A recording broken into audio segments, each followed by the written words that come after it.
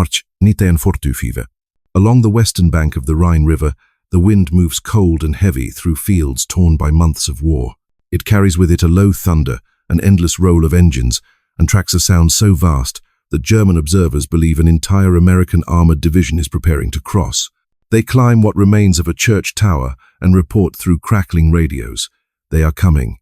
Hundreds of vehicles, thousands of men, but there is no such army. Hidden behind the trees are barely more than 100 soldiers. Their hands are numb from the frost as they connect reels of magnetic tape to loudspeakers the size of coffins. The cables stretch through the mud toward a small truck humming with electricity. Inside sits a young technician, 24 years old, once a student at an art academy in New York. His name is Sam Carter. He presses a single switch, and the valley explodes with noise. Engines roar, metal clanks, orders echo through the night. The air trembles as though steel divisions are moving forward. Across the river, German guns open fire, lighting the darkness with angry flashes that fall upon empty ground. Sam steadies his binoculars and watches the bursts scatter across the horizon. A wry smile crosses his face. He whispers, "They're fighting a painting." Each explosion in the distance means real soldiers somewhere else are safe. He leans back against the truck door, the rumble of the fake convoy still rolling through the speakers, and lets the thought sink in. Art has become armor. Once he painted quiet, still lifes in a sunlit studio. Tonight his art lives as thunder over the Rhine. This is not a story of men who carried rifles, nor of battles marked on maps. It is the story of artists who carried brushes, wires, and reels of sound and used imagination to protect the living. If stories like this make you wonder what else history kept hidden, share what you think. Which forgotten moment from the wars has always stayed with you?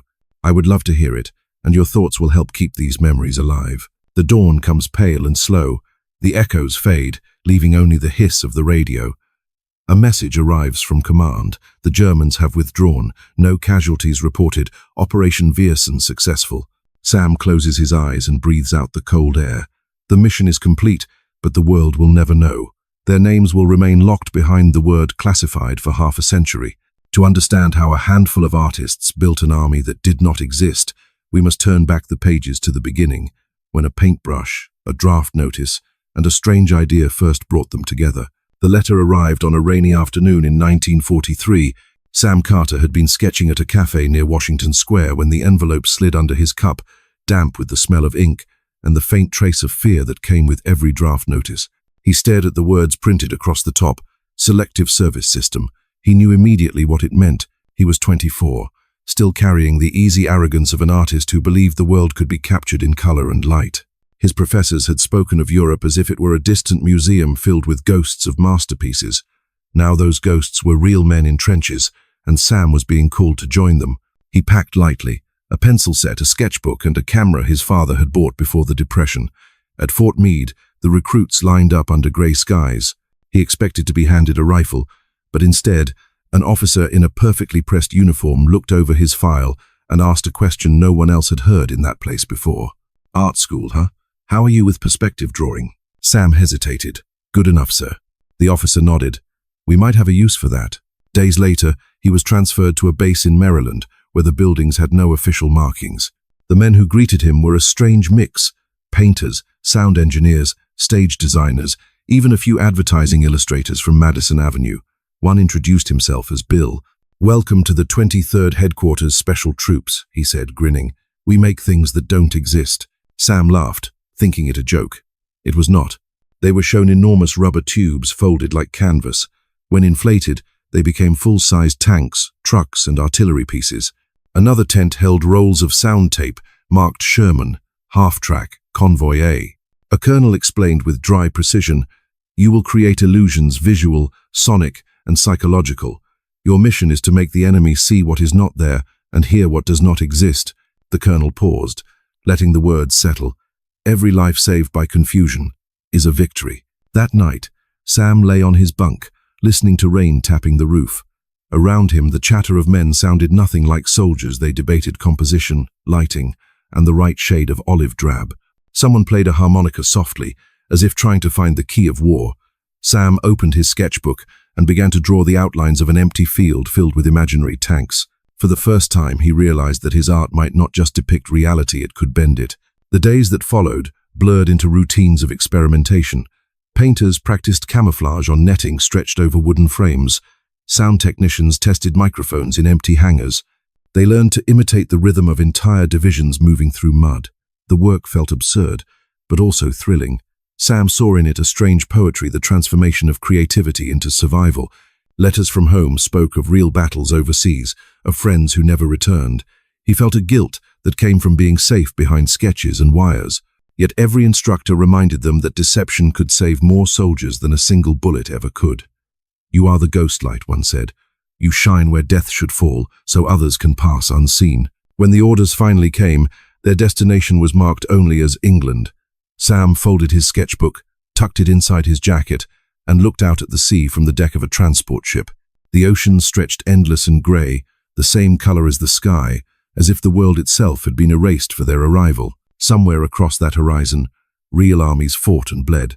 Sam and his companions were being sent to fight with shadows. He wondered whether an artist could truly belong in a war built on destruction, and whether illusions could ever be enough to change the outcome of something so brutally real. The engines droned through the fog. As the coast of Europe drew closer, he felt the weight of both fear and purpose.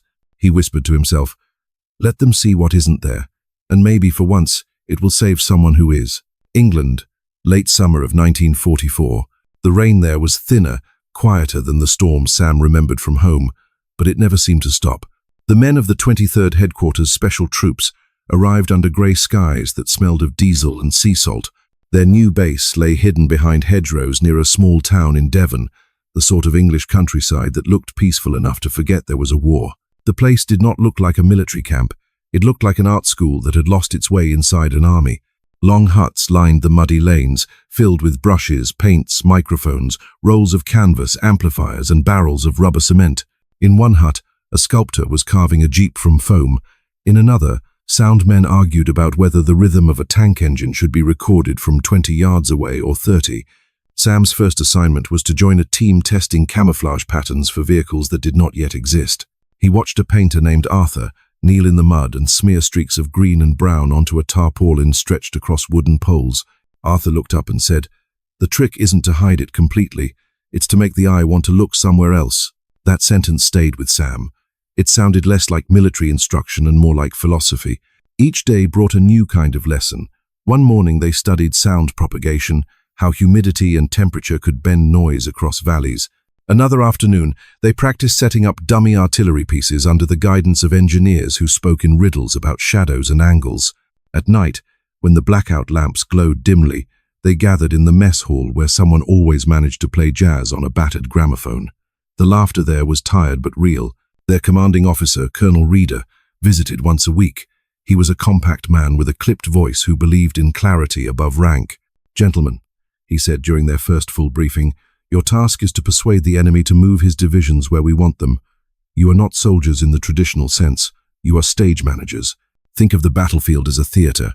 He pointed to a map pinned on the wall, lines of red and blue crossing France like tangled threads.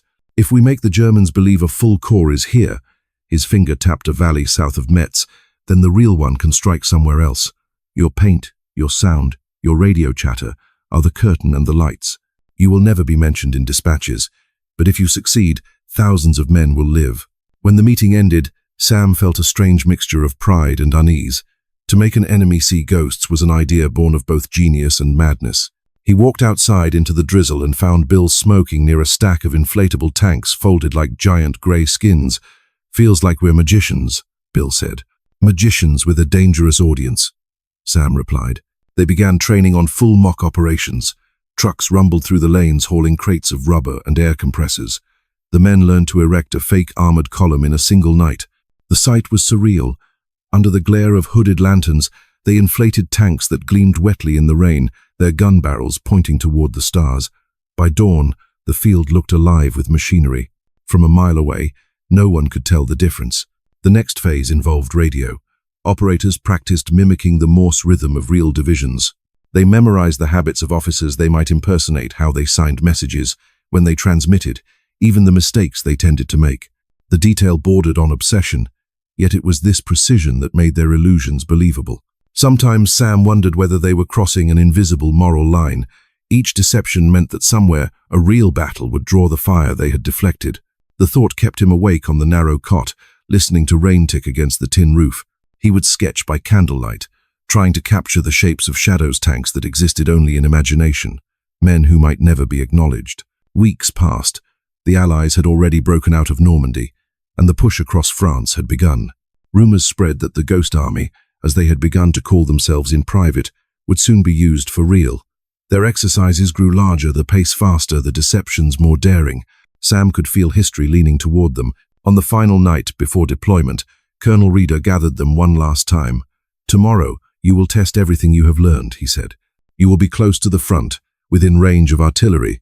Remember this, perfection in illusion means protection in reality." As he left the hall, the men remained silent. No one wanted to admit how frightened they were. Sam looked around at the faces lit by a single bulb, painters, musicians, architects, and realized that in a few hours they would trade brushes and instruments for an invisible battle. He folded his latest sketch, a charcoal outline of an empty field waiting for dawn, and slipped it into his pocket. When the trucks rolled out of camp, the rain finally stopped. The first light touched the horizon, and for the briefest moment, the world looked like a clean page waiting to be drawn upon. The convoy moved through the narrow roads of Normandy just after dawn. The war had rolled eastward, leaving behind fields still scarred by craters and hedgerows singed black. As Sam looked out from the back of the truck, he could see wrecked villages flashing past like half-finished sketches, chimneys standing without houses, doorways without doors, everything silent except for the hum of engines and the faint hiss of the wind. Their orders were simple but unlike anything he had heard in his short time as a soldier. Create the illusion of the 6th Armored Division near Metz. No one explained how many lives depended on that illusion, only that it needed to exist before nightfall. They arrived at a muddy clearing surrounded by forest. Colonel Reeder stepped down from his jeep, boots sinking into the soil. "Gentlemen," he said, "welcome to your canvas." The men began to work with the urgency of theater stagehands. Crates opened to reveal huge bundles of rubber folded into grey coils. Sam and Bill dragged one into the open and unfolded it across the mud. It looked like the skin of some mechanical beast. They attached air hoses and the compressors roared to life. Within minutes, the grey sheet began to rise, taking shape as a full-sized Sherman tank. Its turret inflated, its cannon lifted toward the tree line. By noon, an entire company of tanks stood where that morning there had been nothing.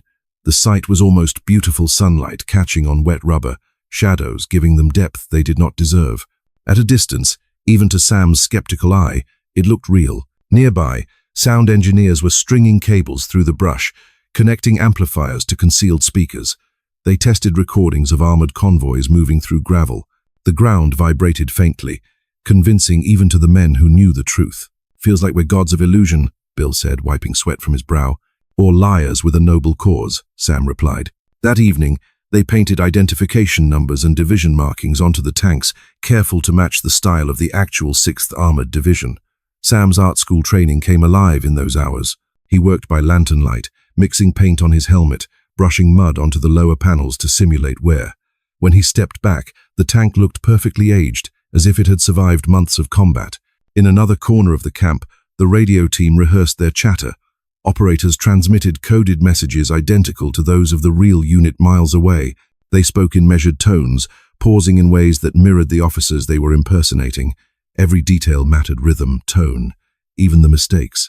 The deception was both an art form and an act of faith. They had to believe in their own performance so completely that the enemy would too. Night fell. The fake tanks glistened under moonlight. Sam sat on a crate, sketchbook balanced on his knee, drawing the shapes of shadows. He thought about the absurdity of it all: men painting rubber, recording thunder, transmitting ghosts into the air, yet he knew that every stroke and sound might save someone's life. Suddenly, the stillness was broken by the low growl of aircraft overhead. Searchlights cut across the sky.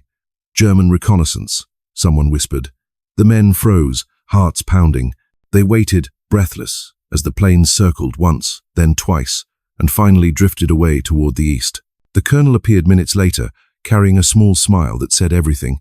"They took the bait," he murmured. The next morning, reports arrived from the front. The German army had redirected artillery to face the armored division that did not exist. The real American units, miles away, met almost no resistance. Sam stared at the rubber tank beside him, now streaked with rain and mud. He touched its cold, hollow surface and whispered, You fought better than most of us ever could." The success came with no celebration, no medals. The camp was packed up before sunset. Tanks deflated, sound cables rolled, radios switched to new frequencies. By nightfall, there was nothing left but muddy footprints and flattened grass, a ghost army vanishing as quickly as it appeared. As the trucks rolled on to the next assignment, Sam kept sketching by the flicker of a lantern. He drew the outlines of the deflated tanks, their limp bodies folded like sleeping giants. To anyone else, they might have looked like rubbish, but to him they were symbols of something larger, proof that imagination could stand against destruction. He fell asleep with the smell of rubber and paint still on his hands, not knowing that their next illusion would test not only their skill but also their humanity. Autumn settled over France like a slow breath. The leaves along the Meuse River had turned the color of rust, and the nights grew colder. The ghost army moved quietly from field to field, leaving behind no trace of their work except rumors. Their next mission would not rely on what could be seen, but on what could be heard. The new orders came folded inside a plain envelope. Sonic deception training top priority. Sam and a handful of others were sent to a camp outside Verdun, where a small team of sound engineers waited with boxes of recording equipment marked Harvard Acoustic Laboratory. The man in charge was Lieutenant Ralph Ingersoll, a former advertising executive who spoke as if he were still selling a product. "Gentlemen," he said, standing beside a mountain of amplifiers, "you are about to weaponize sound. If we do this right, the enemy will hear divisions moving where there are none." He handed Sam a set of headphones. "You used to paint, right? Think of this as painting with noise." Sam smiled at the absurdity, but when he slipped the headphones on, the world shifted. He heard the rumble of engines, the metallic chatter of tracks, voices shouting over wind, all recorded in perfect fidelity. The recordings had been captured at Fort Knox months earlier by experts who spent weeks studying how a real armored column sounded at varying distances. Each layer of the recording represented a different unit. Tanks, half-tracks, jeeps, even mess trucks. That night, under a sky full of thin clouds, they tested the system. They set up the speakers in a half-circle facing the dark hills beyond the camp. Cables ran through mud, linking to heavy reel-to-reel players that hummed like mechanical hearts. When the first switch was thrown, the valley came alive. Engines rolled forward in invisible waves. Orders echoed in English, crisp and commanding. The sound bounced between the trees, magnified by the terrain, until it seemed as if thousands of men were advancing. Sam stood there, stunned. Even though he knew it was false, his body reacted as if the ground itself were trembling. Lieutenant Ingersoll nodded, satisfied. "You feel it, don't you? That's what they'll feel too." Over the next week, Sam's team became masters of illusionary sound. They learned to sculpt distance, layering thunderous bass for tanks close at hand and faint metallic echoes for those miles away. The secret was movement, making the sound shift gradually across the landscape. It had to breathe like a living army. Bill, who once played drums in a jazz band, treated the recordings like a composition. "If we get the rhythm wrong," he joked, "we'll march backward." Sam replied, "Then let's make sure the music of war plays the right tune." Their first live trial came in early October. The ghost army set up near the town of Metz again, reinforcing the illusion of a massive force preparing for assault. The speakers roared for 12 straight hours. Farmers miles away later swore they had seen tank treads cutting through the earth. The deception worked so perfectly that even Allied patrols mistook the sound for reinforcements and changed their routes. When reports came in that German scouts had redirected artillery toward the Phantom Division, the camp erupted in quiet laughter. No cheers, no shouting, only relief. Each man understood that their victory existed in silence, in not being discovered. That night, Sam sat beside the speakers, listening to the faint crackle of the reels. "We're making ghosts," he murmured, "but they sound more alive than we do." Bill handed him a cigarette. "You ever think about what happens when the war ends?" Sam shrugged. "Maybe we'll all go back to painting. Only now, I'll hear colors before I see them." The laughter between them faded into the hum of the amplifiers. Above them, the stars looked cold and far away. The war stretched on, but for the first time, Sam felt that their art, however strange, had found a purpose. In the days that followed, the sonic team was attached to multiple divisions, each time creating the illusion of overwhelming power. Commanders began to trust their work completely. "If the Germans are shooting at sound," one officer said, "that means they're not shooting at us." Sam wrote that line in his sketchbook, just beneath a charcoal drawing of a speaker half buried in mud. He stared at it for a long moment before adding one more sentence. "Even echoes can save the living." The following week, a new set of orders arrived, an assignment, that would push the art of deception to its limits. It would involve not just sound or vision, but the human voice itself, and the danger of being seen up close. By late October, the Ghost Army had become a moving mirage across northern France. Every week brought a new disguise, a new role in a war of appearances. The men had learned to live like stage actors, performing for an audience they could never see. Orders came in a rain-soaked envelope one evening: create the illusion of the 6th Armored Division south of Metz. The real 6th was already miles away, racing east. If the Germans discovered that, the flank would collapse. The fate of thousands now depended on a few hundred artists, engineers, and dreamers who could make lies look like truth. They moved under cover of darkness. Trucks crept down narrow roads, headlights dimmed, engines wrapped in canvas to muffle the sound. By dawn, they reached a valley bordered by fog. It looked peaceful, even beautiful. But Sam had learned that beauty in war was only a disguise for danger. Colonel Reeder gave the briefing in his usual clipped tone. You will deploy all assets: inflatable tanks, sound units, radio transmissions. We are to appear as an armored division regrouping for counterattack. The Germans must see movement, hear strength, intercept chatter. You have 12 hours. The men dispersed like stagehands before an opening night. Air compressors growled to life, and the first of the rubber tanks began to swell against the grey sky. Sam and Bill painted fresh insignia white stars on olive-drab skins, while others strung antenna wires across trees for the radio operators. The air smelled of oil, wet leaves, and adrenaline. By mid-afternoon, the valley had transformed. Dozens of tanks stood in perfect formation. Trucks loaded with fake supplies lined the road. Even the campfires were staged, their smoke directed through metal pipes to rise from hidden barrels. Every element was deliberate, choreographed. The radio team began transmitting messages meant for enemy ears. They spoke casually about troop movements, fuel shortages, and requests for artillery support, small details designed to sound authentic. Each sentence was a thread in the web. Sam stood near the edge of the field, watching the horizon. "We've built an entire army out of air," he said softly. Bill grinned. "And we're the only ones who know it's hollow." When dusk came, the valley glowed faintly from concealed lanterns placed behind the rubber tanks to cast shadows like steel. The sound unit added its final touch, the low hum of engines idling, the murmur of soldiers readying for battle. From a distance, the illusion was flawless. Shortly after midnight, a runner brought news from reconnaissance. German scouts had been sighted along the ridgeline, observing through field glasses. The men froze for a moment, realizing that the enemy's eyes were now upon them. They waited in silence, barely daring to breathe. Then the distant boom of artillery echoed from the hills. Shells exploded harmlessly in the woods beyond the camp. The Germans were firing not at the real 6th Armored Division, but at shadows and sound. Colonel Reeder allowed himself a rare smile. "Gentlemen," he said quietly, "they believe it." For hours, the Ghost Army held its position, maintaining the illusion. Every few minutes, someone adjusted the speakers or added new radio chatter to mimic reinforcements. The night vibrated with false activity. At dawn, scouts reported that German forces had withdrawn north to counter what they thought was a major buildup. The deception had worked perfectly. The real American divisions advanced with minimal resistance. When the order came to pack up, the men deflated the tanks, rolled up the rubber skins, and loaded the trucks in silence.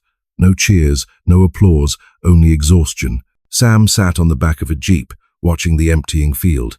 It felt strange to create something so convincing, only to erase it the next morning. Bill joined him, lighting a cigarette. "You ever think about what happens if we fail?" he asked. Sam nodded. "Then the ghosts become real." The words hung between them, carried off by the wind. Later that evening, as they drove toward their next location, Sam opened his sketchbook again. On a blank page, he drew a map of the valley, then added faint outlines of the rubber tanks like memories fading from sight. Beneath it, he wrote, "The art of war is not in destruction, but in persuasion." He closed the book and leaned back as the truck bounced along the dark road. They had survived another mission, but each success carried a heavier weight, the knowledge that their lies had saved lives, and that someday those lies might never be known. The rain returned before dawn, washing away the last traces of their illusion. In the grey light, the field looked untouched, as if no army had ever been there at all. The rain lingered for days after the Metz operation. It washed the dust from the trees, turned the roads into rivers of mud, and left the air thick with the smell of earth and fuel. The Ghost Army traveled north, their trucks crawling through villages that had been emptied by war. Windows were shattered, Doors hung loose on their hinges, and the faces of the few remaining civilians looked pale, carved by exhaustion. When they reached the next staging area, an abandoned quarry near the Moselle, the orders were simple. Wait. Waiting was a strange condition for men trained to create movement. The tanks were deflated, the speakers silent, and the radios still. For the first time in months, there was no illusion to build, no deception to maintain. The silence felt heavier than the roar of engines. Sam spent the long hours sitting beneath a broken wall, sketching what he saw: fragments of helmets, the curve of a ruined church tower, the shadows that gathered in the hollow of the quarry. Bill watched him and shook his head. "You're still painting this war," he said. "Only now, it's in black and grey." Sam looked up from the page. "It's the only way I can understand it. When you make something beautiful out of something terrible, it stops eating you alive." Bill lit a cigarette and nodded. "Then maybe that's why we're here. Maybe this is the artist's war turning fear into form." The next day, a messenger arrived from headquarters with new equipment: rolls of camouflage netting, paint, and crates of colored smoke shells. For field experimentation, the note read, Colonel Reeder called the men together and told them they would conduct visual tests for large-scale deception. They worked under the weak autumn sun, painting nets with irregular patterns of brown and green, then draping them across vehicles and huts. Sam found himself mixing pigments again, balancing hues the way he once balanced tones on canvas. He felt, for a fleeting moment, almost human again. But the illusion of peace didn't last. A rumor began to circulate that a nearby infantry company had been nearly destroyed by artillery meant for them. The deception at Metz had been so convincing that German forces had concentrated fire in the wrong sector.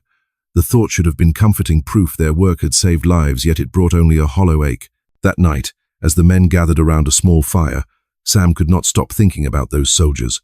"We saved them," he said quietly, "but someone else took the hit instead." Bill replied, "That's not on us. We don't choose who gets spared. We just build the smoke that keeps someone alive." Sam said nothing. He looked at the flickering light and thought about how thin that line was between creation and destruction. An artist could paint hope or fear with the same stroke. Here, in the mud and shadows, those strokes decided who lived. To distract himself, he began teaching a few of the men to draw. They tore pages from old supply ledgers and sketched by lantern light faces, trees, even the shapes of their own tents.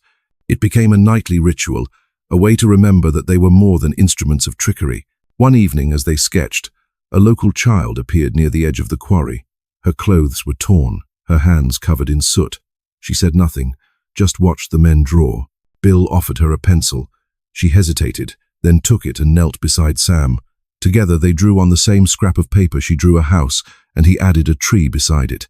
For a moment, the war disappeared. When she finished, she smiled faintly and slipped the paper into her coat before vanishing into the dark. Sam sat in silence long after she left. It was a small thing, but it reminded him of what art had always meant: a bridge, even in ruin. The following morning, new orders arrived. The lull was over. The Ghost Army was to move east again to support a major push toward the German border. Colonel Reeder's voice was calm as he briefed them. "This one will be close.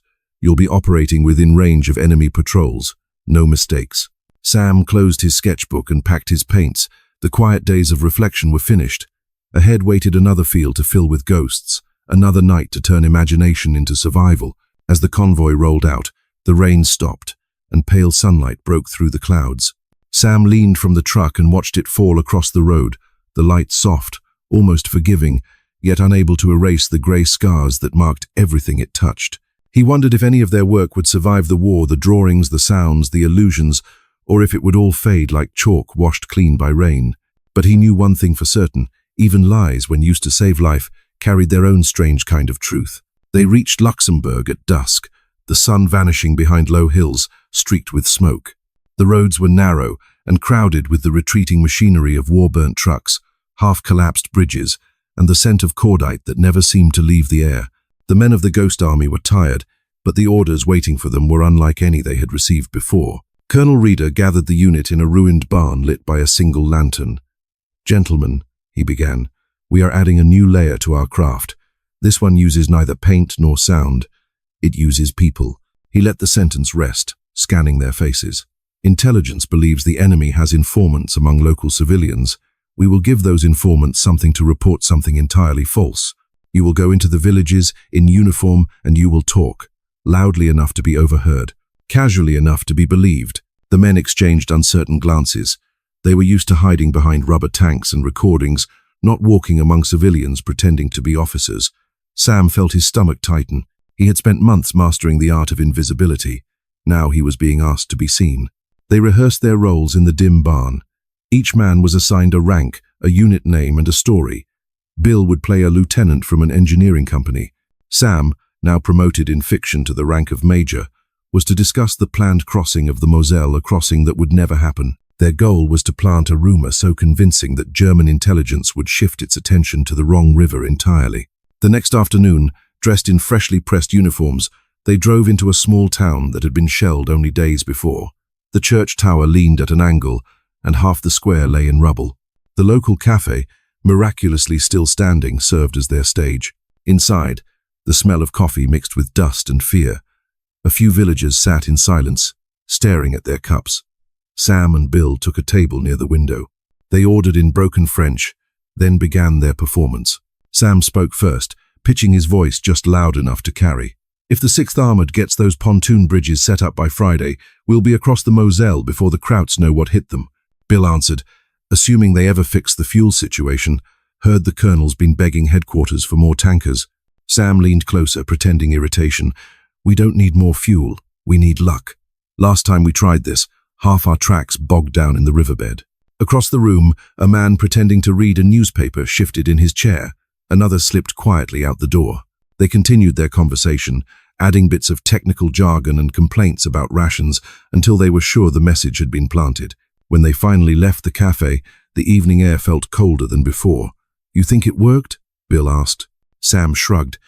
"If someone was listening, it already has." 2 nights later, reconnaissance confirmed that German forces were reinforcing the Moselle line exactly as planned. The deception had succeeded without a single shot fired.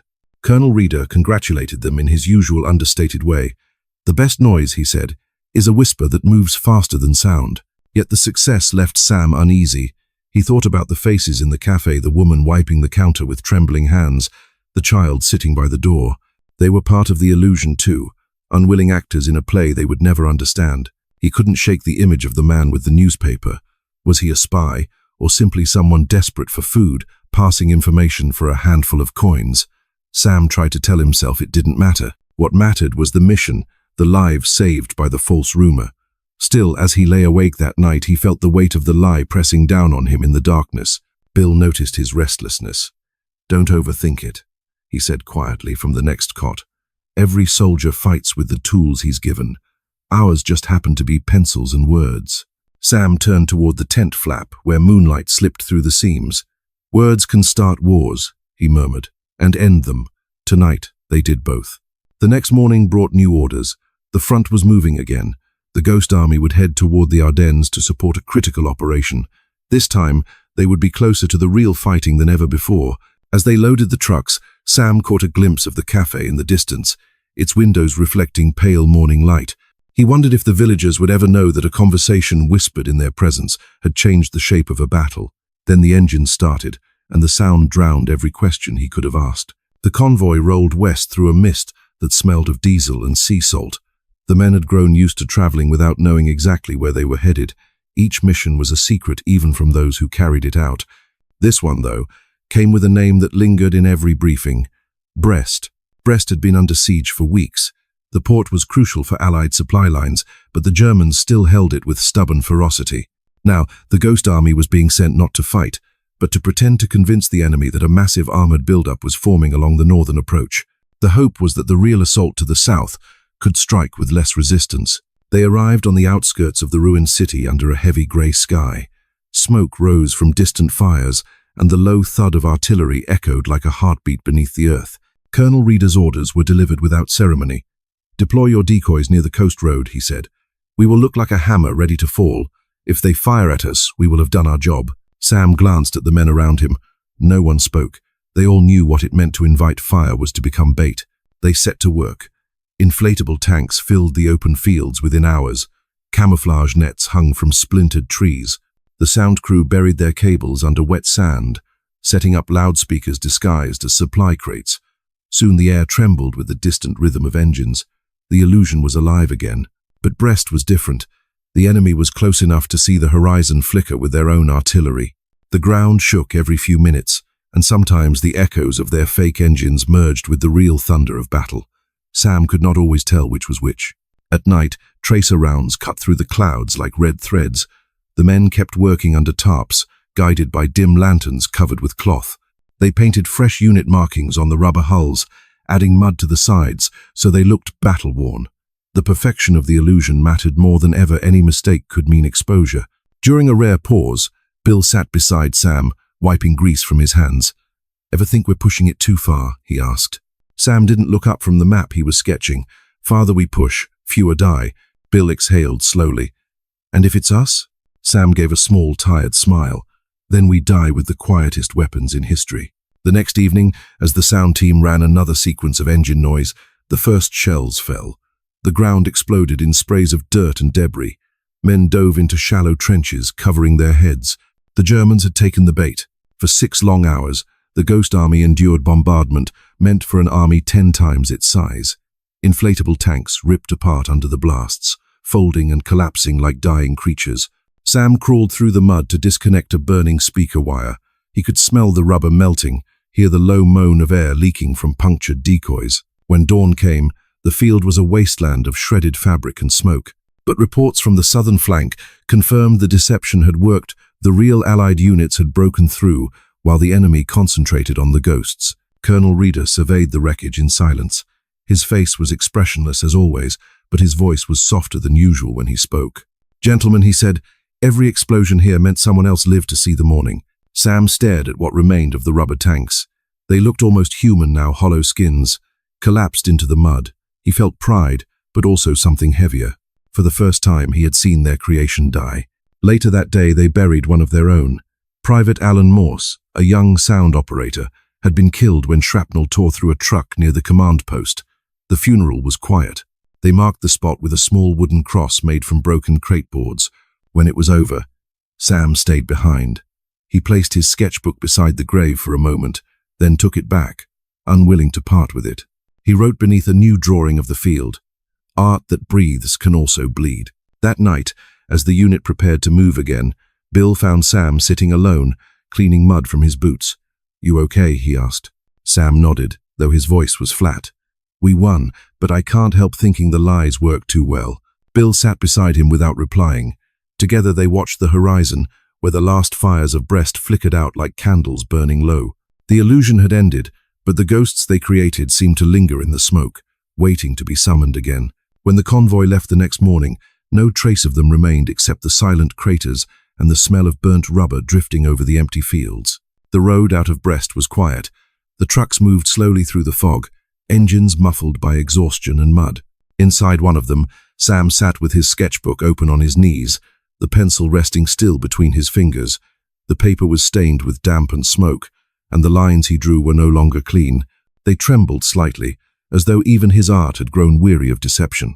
They stopped in a small village that had been half destroyed, the kind of place the war forgot, but never left. The men unloaded what was left of their gear, a few intact speakers, coils of wire, and crates filled with paint that had thickened in the cold. Colonel Reeder allowed them 2 days of rest. It was the first time in months they had been told to do nothing. Doing nothing, however, proved impossible. Sam wandered through the ruins, sketching the broken walls and the burnt remains of furniture scattered in the streets. He passed a doorway where a child's toy sat covered in ash. It was a wooden horse, one wheel missing. He picked it up, turned it in his hand, then set it down again, unwilling to steal something that had already been taken by time. That night, a fire burned in the center of the camp. The men sat around it in silence, their faces ghosted by the flicker of light. Bill tossed a small piece of rubber into the flames and watched it curl and melt.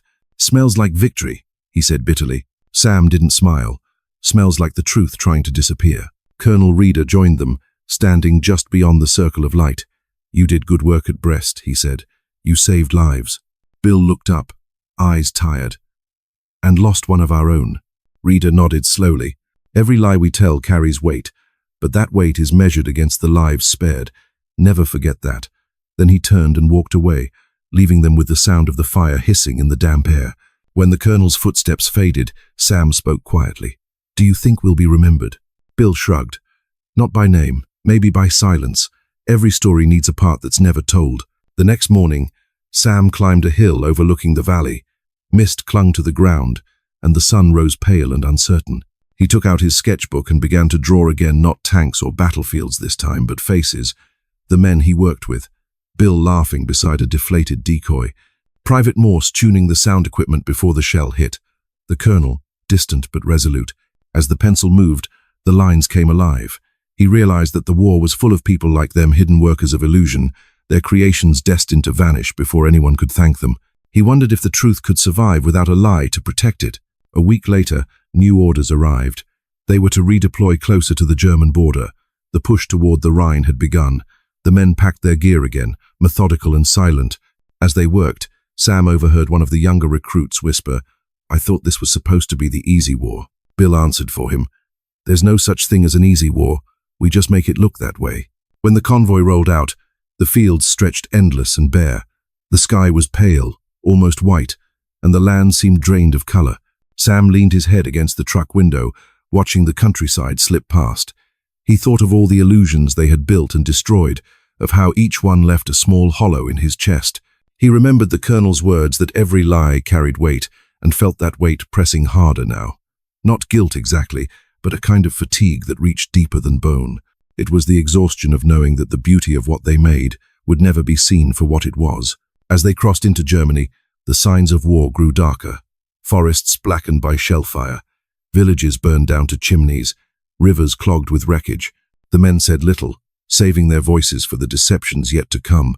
That night, they camped near the border. The sky was clear for once, and stars burned cold and bright above them. Sam lay awake on the hard ground, his sketchbook open beside him. On the blank page he wrote a single sentence. Truth and illusion march side by side, but only one survives the parade.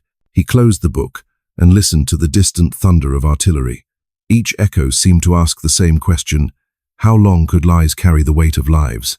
The winter of 1944 settled over Western Germany with a sharpness that cut through every sound. The rivers froze along their edges, and the fields turned white under a thin crust of snow. The Ghost Army had followed the advancing front, drifting like a shadow behind the real divisions. Now their orders pointed them toward the Rhine, the final natural barrier before the heart of the Reich. They were to create the illusion of a major crossing near a town called Remagen, though the real assault would take place miles away. The deception had to be perfect, because the river was not merely water, it was history, pride, and last defense. If the Germans believed the Americans would strike here, they would throw every reserve they had to stop them. When the convoy stopped near the banks, the men saw the real Rhine for the first time. It was wide, dark, and restless beneath the winter sky. "It doesn't look like it wants to be crossed," Bill murmured. Sam nodded. "Maybe it's waiting for us to trick it first." The ground near the river was frozen hard, but they worked through the cold anyway. Inflatable landing craft were unloaded, followed by rows of dummy artillery and fake bridges assembled from wooden frames and tarpaulins. The sound unit recorded the groan of engines and the crash of pontoon planks being dropped into water. Every few hours they broadcasted those noises across the valley, the echoes bouncing off the icy hills like real construction. At night, searchlights swept the opposite bank, drawing attention to the fake preparations. Fires burned along the shore, giving the impression of hundreds of engineers laboring under cover of darkness. The illusion was so convincing that even Allied scouts approaching from a distance radioed back warnings of heavy bridge-building activity. But the success came with danger. The Germans were watching and firing. Within hours, shells began to land around the decoy sites, sending up plumes of snow and mud. One burst tore through a line of dummy boats, setting them aflame. Another landed close enough to knock Sam flat, his ears ringing. When he lifted his head, he saw Bill crawling toward him, shouting words that dissolved into the thunder. Together they dragged one of the damaged sound amplifiers into a shallow trench and covered it with a tarp. Around them the illusion kept burning, alive even as it died. By dawn, the bombardment stopped. The reports soon came in. Enemy units had shifted to reinforce Remagen, exactly as planned. The real crossing to the south met minimal resistance. The Ghost Army had once again succeeded by being seen and nearly destroyed for it. Later that morning, Colonel Reeder walked through the wreckage. The fake boats lay half sunk in the frozen mud, their rubber skins torn open like wounds. He stopped beside Sam and said quietly, "You did well. The Germans saw an army that wasn't there. That's all we ever needed them to see." Sam looked out over the river. The far bank shimmered faintly in the cold air, unreachable and indifferent. "Sometimes," he said, "I wonder if we've become ghosts ourselves." Reader didn't answer immediately. His gaze followed the current. "Maybe," he said at last, "but ghosts have their purpose. They remind the living that not everything can be destroyed." That night, as the men huddled around small fires, someone played a harmonica. The notes floated thinly into the dark, fragile but defiant. The river caught the sound and carried it away, as if whispering it to the other side. Sam took out his sketchbook again. He drew the river first, then the shattered decoys, then a line of faint human figures fading into mist. Beneath it he wrote, "Truth may march forward, but illusion holds the line." The next day brought new orders. The front was shifting fast. Rumors spread that the Germans were preparing a desperate counterattack somewhere in the Ardennes. No one knew for sure, but the unease was palpable.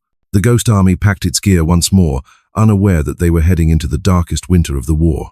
The snow began to fall heavily in mid-December, thick enough to erase the horizon. The world turned white and silent, as if the war itself had paused to catch its breath. But the silence did not last. Within days, the low thunder of artillery rolled through the forests of the Ardennes. The German army had launched a massive counteroffensive, one final gamble to break the Allied advance. The Ghost Army, scattered across Belgium, was caught in the middle of it. Their orders changed overnight. No longer were they to deceive from a distance. They were to hold positions long enough to make the enemy believe a large American force was dug in, even if it was only a handful of men and air-filled machines. Sam woke before dawn to the sound of distant explosions. Frost coated his blanket, and his breath rose in pale clouds. Colonel Reeder stood outside the tent, studying a map under a lantern. "We're to set up a phantom division here," he said, pointing to a crossroads near Bastogne. "The real armor is moving south. We must make them think it's still here." The men looked at each other. They knew what that meant. They would become a target, standing between advancing German forces and the retreating American units.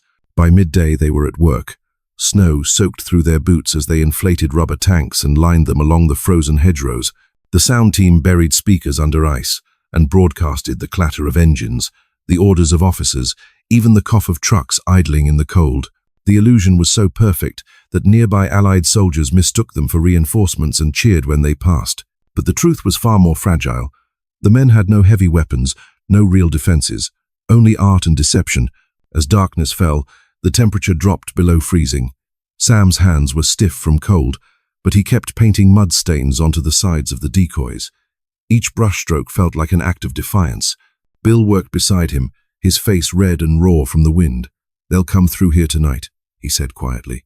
Sam nodded. "Then let's make sure they see an army waiting." That night, the German artillery began. Shells screamed through the air, exploding among the trees. Snow turned black with soot. One of the amplifiers was hit, silencing half the valley. The men ducked into foxholes, clutching their helmets as the world shook. When the barrage ended, there was no cheer, no relief, only the hiss of snow falling through smoke. Sam crawled out, coughing, and looked around. Several decoys lay torn open, their skins flapping in the wind. The air smelled of rubber and gunpowder. Bill stumbled toward him, limping slightly. "Still alive?" "Barely," Sam said. "How bad?" Bill pointed toward the hill. "One of the trucks is gone, took the sound cables with it." They worked through the night, repairing what they could. Every flicker of light risked giving away their position, but without sound, the illusion would collapse. Sam rigged a damaged speaker back into place and rewired the power supply with trembling fingers. When it finally crackled to life again, the deep hum of engines rising through the snow, he almost laughed from exhaustion. By dawn, word came from headquarters. The deception had succeeded. The German units advancing toward Bastogne had halted, convinced they faced a full armored division. That pause gave the real troops time to regroup and fortify. The men didn't celebrate. They sat in silence, sipping coffee so bitter it tasted like metal. The success felt hollow.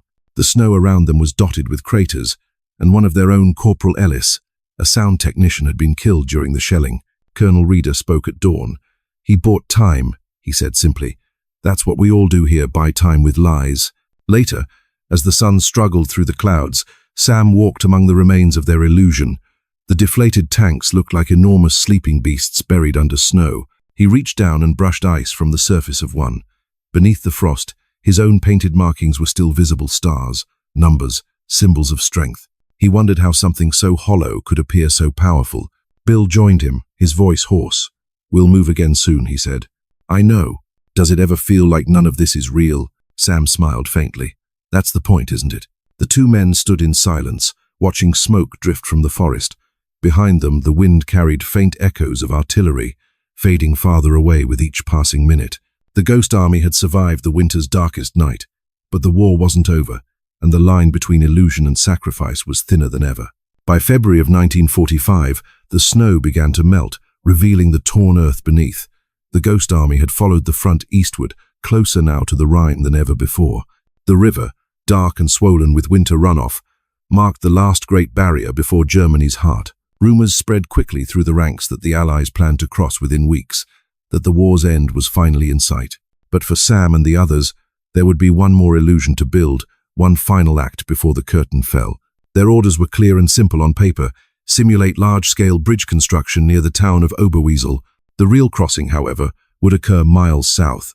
The Ghost Army's task was to draw German artillery and aircraft toward the decoy site, giving engineers elsewhere the time to build a genuine bridge across the river. When they arrived, the air was damp and heavy with the scent of thawing mud. The landscape looked hollowed-out trees reduced to splinters, farmhouses to rubble. Yet amid that ruin, they began again. Inflatable pontoons were laid out along the banks, lined up like waiting coffins. Sam and Bill supervised the painting of shadows on their sides to make them look solid under moonlight. The sound team, reduced now to half its original number, recorded the grinding of winches, the hammering of invisible rivets, and the metallic groan of steel beams. Each night, the fake bridge took shape cables drawn across the river, floodlights arranged to cast realistic reflections on the water. The illusion was so convincing that Allied pilots flying overhead mistook it for the real thing. The Germans noticed too. Within days, the first shells began to fall. The explosions echoed through the valley, lighting the night with bursts of orange fire. The men ducked into trenches, clutching their helmets as debris rained down. One shell landed directly in the water near the center of the fake bridge, sending up a towering plume that drenched everything in mud and river spray. When the bombardment stopped, Sam climbed the bank to inspect the damage. The decoys lay torn apart, shredded like paper. Smoke curled from the remains of the speakers, and the air smelled of burning rubber and oil. Yet even as he looked out across the chaos, he saw something almost beautiful, the reflection of the fake light still trembling on the water, undisturbed, as if refusing to die. Bill climbed up beside him. "Looks like they believed us again," he said with a grim smile. "Belief," Sam murmured, "has killed more than bullets ever could." The next morning they received a coded message. The real bridge, far to the south, had been completed without interference. Allied armor was already crossing into the heart of Germany. Their deception had worked perfectly at the cost of two more of their own, killed when a truck full of equipment caught fire under shelling. Colonel Reeder read the report aloud, then closed his notebook slowly. "History will never write about what happened here," he said, "but it will record what didn't happen, the attacks that never came, the men who lived because the enemy chased a shadow." That night, as the sky cleared for the first time in weeks, the river lay still and dark. Sam stood at its edge, listening. The echoes of artillery still lingered faintly, carried on the wind. He thought about how every sound they had created, every false engine, every phantom hammer had been designed to fool the ear. Yet beneath it all, there was another rhythm, something truer, the sound of men trying to make sense of chaos. He opened his sketchbook once more. On the blank page he drew the river as he saw it now, black, endless, and full of reflections. Across it he wrote, "Every bridge begins as an idea, even the ones that never existed." The next morning they deflated what remained of the pontoons and loaded the trucks. The mission was over. The Rhine had been crossed. The enemy was in retreat, and the Ghost Army's role, though invisible, had left its mark on every mile of the campaign. As they drove east toward Mainz, Bill looked over his shoulder at the river fading in the distance. "You ever think about what we'll do after?" he asked. Sam nodded. "Maybe I'll paint again. Maybe I'll draw something honest for once." Bill grinned. "And what would that look like?" "Probably like a lie," Sam said, "but a beautiful one." The road stretched ahead, winding through villages where the church bells had begun to ring again, not in warning, but in something that sounded like relief. For the first time in years, Sam felt that the echoes might finally fade. By March of 1945, Germany was unraveling.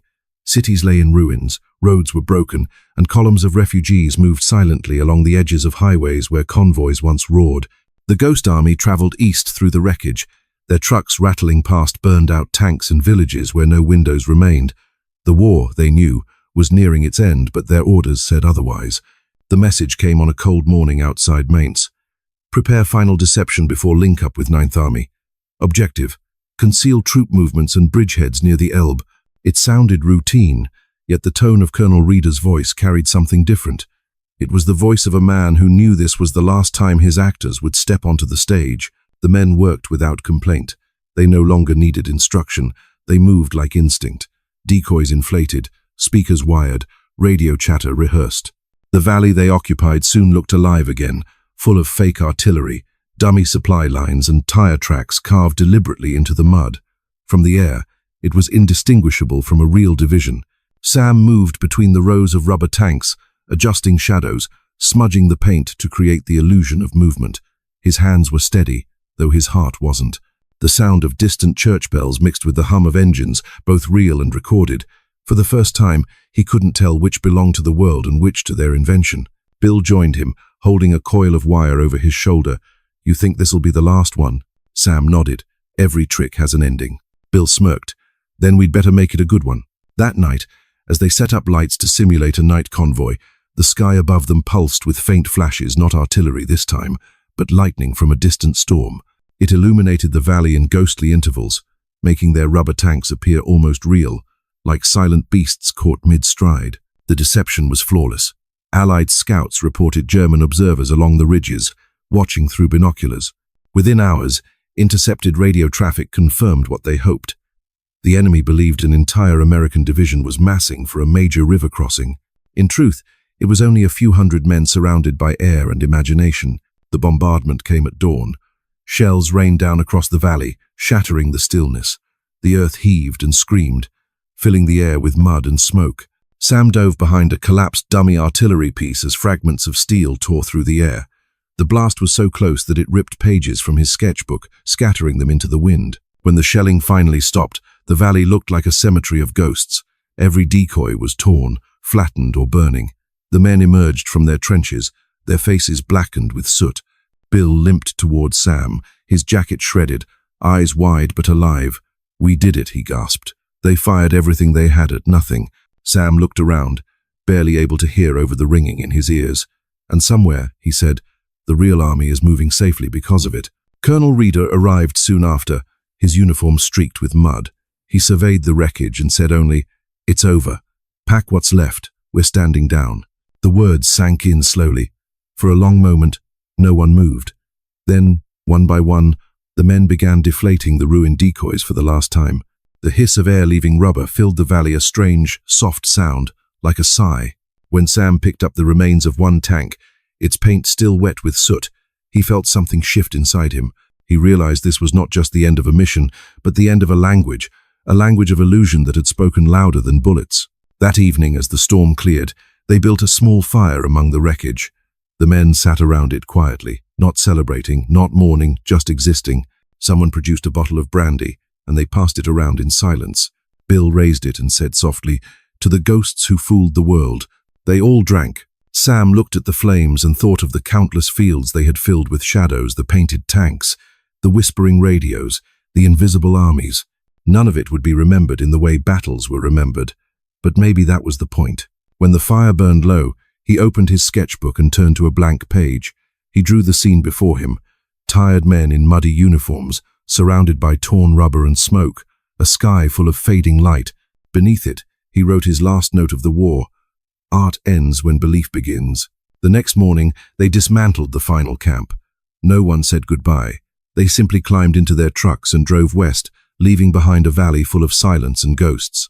As the convoy disappeared into the mist, the wind moved across the torn landscape, carrying with it the faintest echo of engines or maybe memory.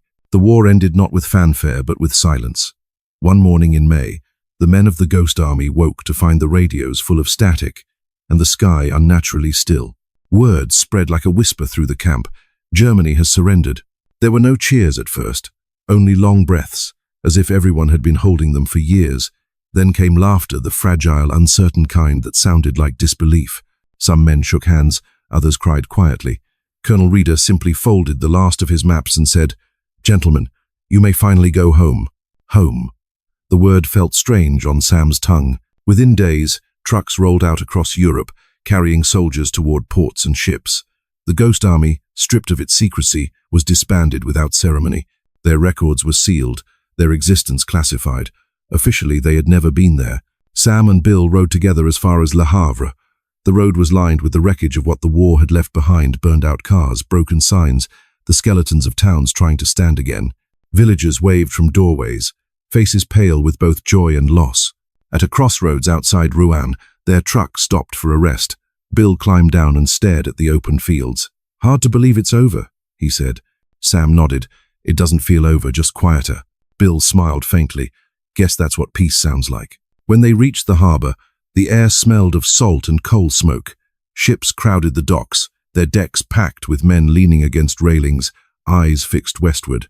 Sam stood on the pier, sketchbook in hand, and drew one last picture, not of tanks or ruins, but of faces in the crowd, faces that looked toward home. Before boarding, he tore the page out and handed it to Bill. "Something to remember us by," he said. Bill looked at it, smiled, and folded it carefully into his jacket. "You always said art could lie, but this one doesn't." The ship pulled away under a grey sky. The coastline faded, replaced by endless sea. Sam stood on deck, watching the horizon blur into mist. Around him, men sang, laughed, argued, but his mind drifted elsewhere to the fields of rubber tanks, the phantom bridges, the echoing speakers buried in mud. He thought of the people they had saved and the ones they had lost. He thought of the lies that had saved more lives than truth ever could. When the ship docked in New York weeks later, the harbor was full of noise whistles, cheers, confetti. But for Sam, the sounds felt distant. He stepped off the gangway carrying a single duffel bag and his sketchbook. The city looked the same as it always had, yet he felt like a stranger moving through it. He rented a small room above a tailor's shop in Brooklyn and began to paint again. At first, the canvases were filled with silence, abstract shapes of grey and white, like fog over a battlefield. But slowly, color returned. Blues, ochres, and soft greens found their way onto the canvas. His paintings were not about war. They were about the spaces between the quiet after noise, the light after fire. Sometimes, when he mixed paint late at night, he would hear echoes in his head: the hum of engines, the hiss of air leaving a decoy tank, Bill's voice saying, "We fooled the world." And he would smile, knowing that art and deception had shared the same soul all along. Years passed. The world moved on, and the Ghost Army remained forgotten, its story buried under classified files. Sam grew older, his hair turning silver, his hands still steady with a brush. Then, one winter morning, decades later, a letter arrived, an official one, stamped with the seal of the United States Army. It was short and simple. "Your unit's records have been declassified. The Ghost Army is now recognized for its service and valor." Sam sat for a long while, staring at the words. He felt neither pride nor regret, only a deep, quiet gratitude that the truth, their strange, impossible truth, had finally been allowed to breathe. That evening, he went to his studio and took out his old sketchbook. The pages were yellowed, edges frayed, filled with drawings of illusions that had once fooled an empire. On the last blank page, he wrote the final line of his life's work. "We fought with silence, color, and sound. We made the enemy see ghosts, and in doing so, we kept the living alive." He closed the book, set it on the windowsill, and looked out at the fading light over the city. Somewhere far away, a train horn echoed across the harbor, a sound like memory itself. And for the first time since the war, Sam no longer felt the weight of lies, only the peace that comes after the silence.